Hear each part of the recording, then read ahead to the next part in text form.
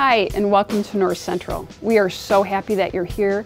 We think you have made such a wise choice in choosing North Central. Today what we want to do is let you hear from the faculty and hear what they think that you need to be successful here at North Central. Expectations are important, and we want you to know what they are thinking that you need as you enter in the classroom. So what you're going to hear is some tips, thoughts, ideas, and how they think you can start off successfully here. Listen to what they have to say, take heed, and know that we're here to help you every step of the way.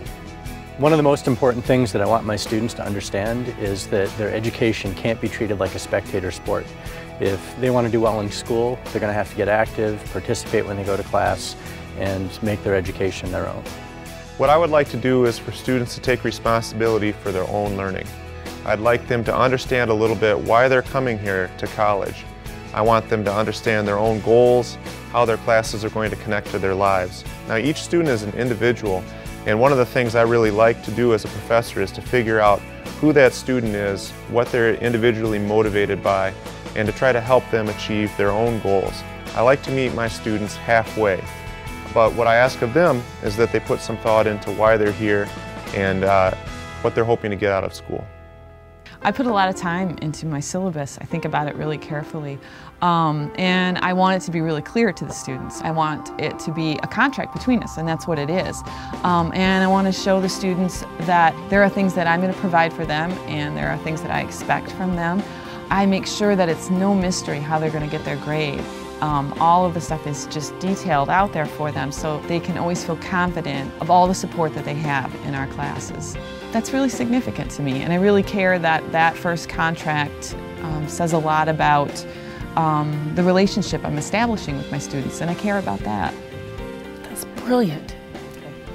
Could you just do my part too? Oh my God. Coming to class is really important. I think that I provide value to you as a student, but also we create a community in the classroom and we learn from each other. It's not just me talking to you, it's you talking with the other students. So attendance is very important.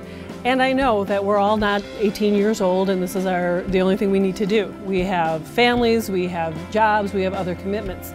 The worst thing you can do is just fade away. If you have a challenge, if you have something going on in your life that you can't make it to class, come talk to me. There are a lot of ways you can hand in assignments. You can send them to me electronically. I can send you the assignments electronically. Always better that I know ahead of time, but sometimes that doesn't work out. But talk to me. Talk to all your professors. We really want you to be successful, and the only way we can help you if there's a problem is if you come talk to us. One of the things that I see a lot in my classes is that if students show up with an idea of being invisible in the classroom, they tend not to do as well. And it's really important for students to speak up and show me where they're at, whether or not they understand things or not, so that I know where they're at and I can help them with whatever issues they're having.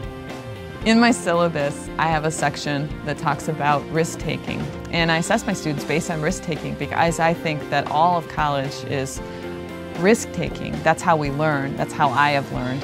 And I believe that when my students come into class, they're taking a leap and they're putting in my hands their hopes for the future and their interest in what they're doing. And if they bring all of their good skills and thoughts and exactly who they are to the classroom, and I bring all of my presence and what I'm doing, that we can do really amazing things. But I need them there, and that's why I ask them to jump a little bit, see what happens, take some risks, and magical things will happen.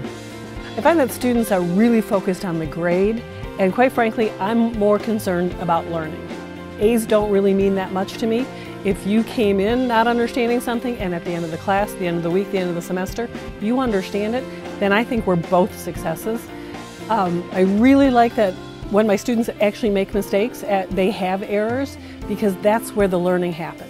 When you can figure out what you did wrong and how to fix it, that's a great thing. That's magical as far as I'm concerned. So don't be afraid, as James said, to take risks, to make mistakes, just learn from them. Another thing that I would like is for students to treat knowledge as a continuum and to connect what they're getting out of one class with what they're getting out of my classes. So what I really welcome is for students in my English classes to bring in content knowledge that they're getting in, say, their psychology class or their sociology class or their science class, and to examine how that knowledge can be brought to bear upon the things that we're talking about in my class. One of the coolest things about my job is that I'm helping people make changes in their lives that they came here to make. People that come to college want to become professionals.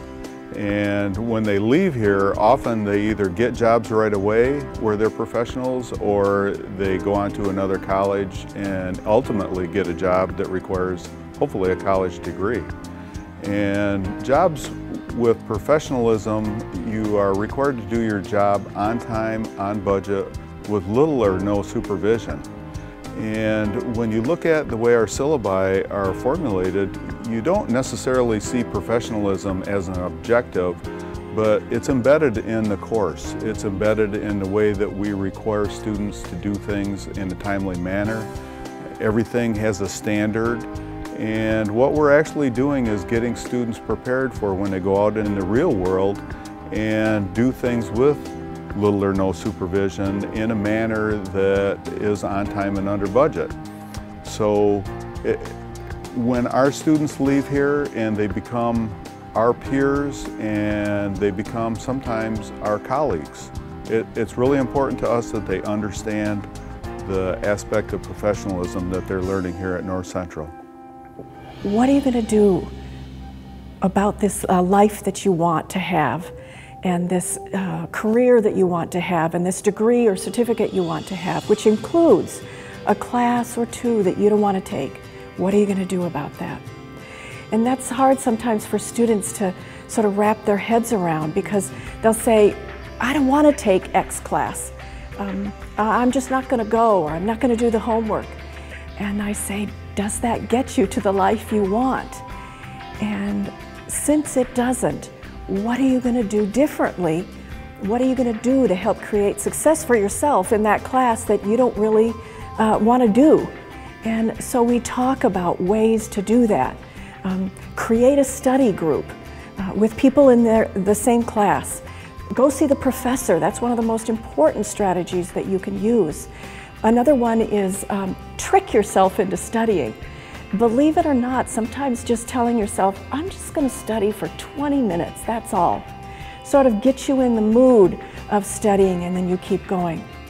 Sometimes combining different things that you like to do with something you have to do can help, like creating note cards for yourself and then taking them out on a walk. If you love to walk, take those note cards with you while you walk and study them. So you're doing something you want to do with something you have to do. Or get one other person from the class, or a friend or a spouse, to help you study while you're on that walk. And then you're creating that kind of social interaction if you're a social kind of person. Another couple strategies are one that they've heard before, I'm sure, in junior high or high school, but it still works for college, and that is to use a planner. And then the final strategy I would suggest is study here at the college. If you go home, there are so many distractions. If you go to the dorm, there are so many distractions. If you study in the library, for example, that place is geared for successful studying, and it can up your overall success as well. One of the things that I always tell my students at the beginning of the semester, and then occasionally throughout the semester, is that I don't have to live your life. You have to live your life. So create the life that you want, and do that by figuring out what are the strategies that will enable my success.